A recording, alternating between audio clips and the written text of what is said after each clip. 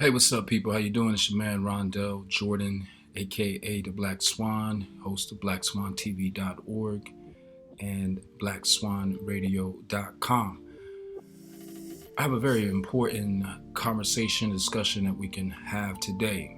Nick Cannon raised a very important question, which is, who are the Hebrews? Okay, because there are a lot of confusion. There's a lot of discussion right now going on about who the Hebrews were and who they are.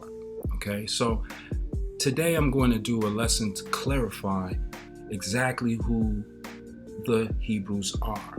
Okay, and why it's important not only to recognize who the Hebrew were, but it's more important for us as African people to identify who the Canaanites were. Okay, the Canaanites, which I think is very, very, very coincidental, or I don't believe in coincidence, but it's very fitting that Nick Cannon rose this question because his last name brings that Canaan, right? That Canaan question. All right, so my premise is that the Canaanites are African, okay? The Canaanites are of the African descendants, all right? And we have to really look at the details, which we don't do in our community. We don't have rabbis. You got to keep in mind that Nick had his discussion with a rabbi, okay? So, we don't have rabbis. These are teachers. People don't even know that Jesus was referred to as a rabbi, okay? Because he was a teacher, a healer, a scholar. Have you not read, is what he said. So he expected that you have read Genesis, at least, the Alpha, in order to understand the Omega. So here we are in Genesis 10. We're going to go through Genesis 11, the Tower of Babel, because I'm going to prove to you that the Tower of Babel is not some story about people being disobedient. All right, it's a story about the African diaspora. Okay, it's about a people being scattered about. Now, you have to know who these people who are being scattered about are. That's very, very important. Because here we are in Genesis 10, and as you can see in between the Genesis 10:18 and 10:19, you'll see afterward the families of the Canaanites were dispersed. All right, so then they're going to tell you who the families are. All right, and then now they're going to tell you who the borders of the Canaanites. All right, so in the border of the Canaanites was from Sidon, or Sidon, whoever you want to pronounce it, Sidon, okay, Sidon, as you go towards Gerar, as far as Gaza, okay? So, like I said, I'm going to prove to you that the Tower of Babel are the pyramids in Giza, okay? So, the border of the Canaanites were from Sidon, okay, spelled differently here to throw you off, but this is Sidon, as you go towards Gerar, as far as the Gaza Strip. So when we talk about the Canaanites, we're going to talk about a people who lived as far as Gaza, okay, the Gaza Strip, where the Palestinians are at, all right? Then as you go towards Sodom, Gomorrah, Admah, and Zeboim, as far as Lasha. You see what I'm saying? So they're telling you that then as you go towards Sodom, Gomorrah, Admah, and Zeboim, as far as Lasha, these were the sons of Ham, according to their families, according to their languages, in their land and in their nations. So we're going to be talking about today the Canaanites, all right, the sons of Ham. So let's go to sons of Ham, because that is the African people in the table of nations, okay? All right, so Genesis 10:6 if you following with me, the sons of Ham were Cush, Mizraim, Put, and Canaan. So all of these guys are related. They were all the sons of Ham. Now keep in mind Ham, because Abram will take on this last name, Ham. They put it together to confuse you. But he took on his last name, meaning your last name bears your lineage, your birthrights, right? Your identity to your forefathers, your blessings, your land, all right? But Abram is going to take on this last name. But after he has a child by the African woman, Hagar, who was enslaved, okay? She was a slave. So this is Genesis, not Exodus. So they're going to tell you that the Africans enslaved the Jews or the Hebrews. No, the Hebrews came into Africa with African slaves. Hagar wasn't, they said Egyptian, but she was actually Canaanite, because there was no ancient Egypt. It was called, in the ancient world, KMT, Kemet, because of the lands. They say, Europeans say, because of the black lands, the black soil, rich soil that surround the Nile River. But it's keep in mind that is in their best interest to keep you from knowing that the people of that land were black. Okay? As a matter of fact, there's a lot of people who don't even really identify Egypt as a part of Africa. All right? And it's very, very important to look at the map and actually view the geographics of what we're talking about on when it comes to the world. So we're going to be doing that here just a second. But what I want you to see here is that the sons of Ham were Cush, Mizraim, Put, and Canaan. All right. Now, before we go into sons of Cush, who are Sheba, Havilah, which we're going to get into a little bit later, Sabata.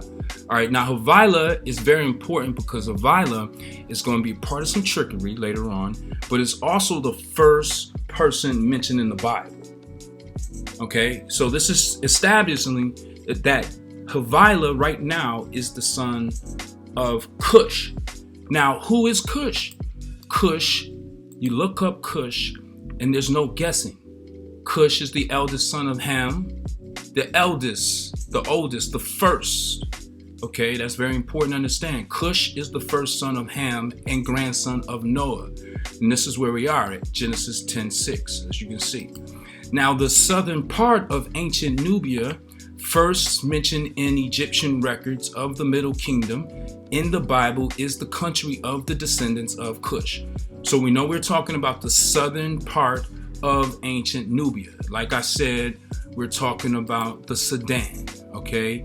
Like I just showed you earlier, they just spell it differently, but you will see here another spelling of the word Sudan, and in the word you see the word Eden, okay? Because Eden is in Sudan, all right? And the Nile Valley, we know it flooded, and we know that the African people learned how to cultivate and grow crops, flowers, and crops from this land, specifically from the flood, specifically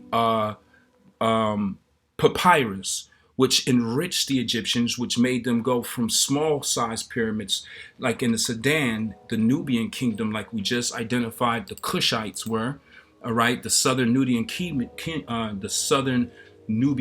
kingdom, specifically of the Meroe, right? Meroe pyramids, and there's so much information that we can go into that. You can always go to blackswantv.com, scroll down to my blog, and you can get a lot of great information about those details, because Greek mythology, Egyptian mythology, everything is entwined in this Bible, okay? Mesopotamian mythology. But like I said, I'm about to prove to you that these towers, you see, in Giza, You see how they're aligned with the heavens. The original God, the African deity, was Sahu. He was the one that divided the heavens and the earth. Okay, and we're going to get into all of that. Divided heavens and earth. Like I said, Egyptian mythology, it's not really mythology, but theology or theory, is ingrained or embedded or mixed into the Bible. So you got to kind of understand your history in order to be able to identify your history hidden into the Bible. Okay, so we're going to get into that. But Orion's story, they switched Sahu to Orion. All right, and in the Bible, Orion is Nimrod. Okay, because Nimrod was the mighty hunter. Okay, and Orion was a mighty huntsman. Okay, who fell in love with a woman named Moreau of Chios. Well, don't that look close to Moreau of Cush? Moreau of Cush is where the pyramids are. All right, that's what this is. These are at the pyramids, the Moreau of Cush, right? The ancient pyramids. All right. So I make these maps here. What we're discussing right now, the sons of Ham, which were Mizraim, Cush, Put, and Canaan. They're identifying these guys as brothers, as Africans. Okay, so that there is no confusion about who the native people were in the region where we're calling Israel today. Okay, the covenant region of the earth. Okay, and it's coveted because of its geographic, location. The Red Sea. The Red Sea deads up into the Canaanite territory, right? The Mediterranean Sea deads into the Canaanite territory, right? The Great Nile River flows up north into the Great Sea and then ends up eastward into the Canaanite. So land traffic, this is the only region where you can walk in and out of Africa. So to control this, to control the flow of Africa to all these herbs, spices, resources, knowledge, history, access to the animal kingdom, all of this stuff is now being controlled by these people. This is the reason why. Access into Europe, access into Asia. So this is the real reason. You're made to believe that it's about religion. But religion is about conquest. Constantine made the decision, right, that he would conquer the world. All right? Conquer the world with Christianity, using Christianity. But as you can see, the great mother of Africa is surrounded by water. So the only way that you can walk out of this continent was here. So those pyramids are here to be a landmark. If you get lost and you want to know how to get out of Africa and you're far off in the distance, you can go towards the pyramids and you know that you're headed out of Africa, or you can know that you're headed into Africa miles and miles away by simply looking at these pyramids. Okay, so we're going to get out that and back into the sons of Ham, where we got Cush, we just identified as the Nubian kingdom of Sudan, right? Mizraim, right? It tells you right here, Mizraim is the Hebrew and Aramaic name for the land of Egypt. Okay, so you have Upper and Lower Egypt. Okay, so there is a difference. All right, that's the reason why you had the two icons on the headdress. One being the serpent. It's very, very important because the serpent is not evil. The serpent is a symbolism for wisdom, power, authority, higher consciousness. And it was most importantly, divine feminine energy, right? The Eye of Ra, right? Which is very, very important when it comes to protection, guidance, and war, right? She has a very subtle way of doing things, all right? So we have Mizraim, we just proved that's Egypt.